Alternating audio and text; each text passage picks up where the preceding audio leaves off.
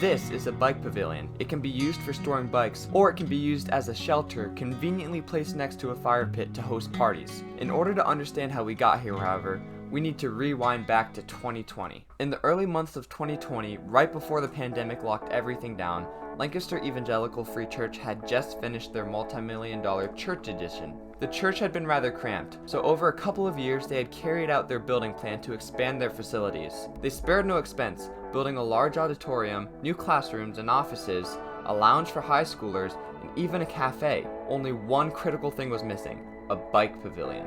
Rewind a few months to October of 2019. My dad had gone on a weekend's men retreat with the church, and while there, the executive pastor mentioned to him that the church had a great Eagle Scout project in the form of a bike pavilion. Needless to say, I had a meeting with the pastor a couple of weeks later, and decided that I was going to do the project. The church was going to fund the project, so all I had to do was design and build it. Easy, right? I thought so, but it turns out that it was much more involved than I ever could have imagined. I started off by downloading SketchUp and working on a design. That took me a couple of months, and in the meantime I met with an architect who worked on our church to learn more about the entire process. He gave me some cool ideas for the pavilion, but I ended up not using them for simplicity's sake. I wanted the scouts to be able to do the main part of building by themselves. After the initial design was done, I met up again with the executive pastor to show him them and get feedback. Fast forward a couple weeks, and I had finished the design and sent them to an architect to mark up. We got back the final designs and I was ready to start getting the materials. I sourced them through the church builder, using the same wood and hardware that the church had used in their building project for aesthetic reasons. Now, up until this point, I hadn't put any thought into how the pavilion was actually going to be built. Scouts BSA has some pretty strict rules regarding the use of power tools and high ladders, and I wanted the scouts to be able to do the majority of the work. We had two major advantages though.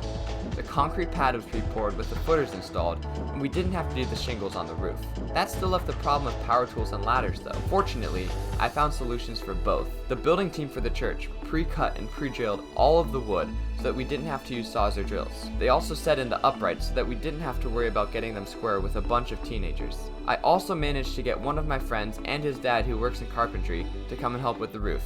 That way, the scouts didn't have to worry about breaking rules by climbing up on the roof. I sent out a sign up and a couple weeks later had the building day. Here's the result.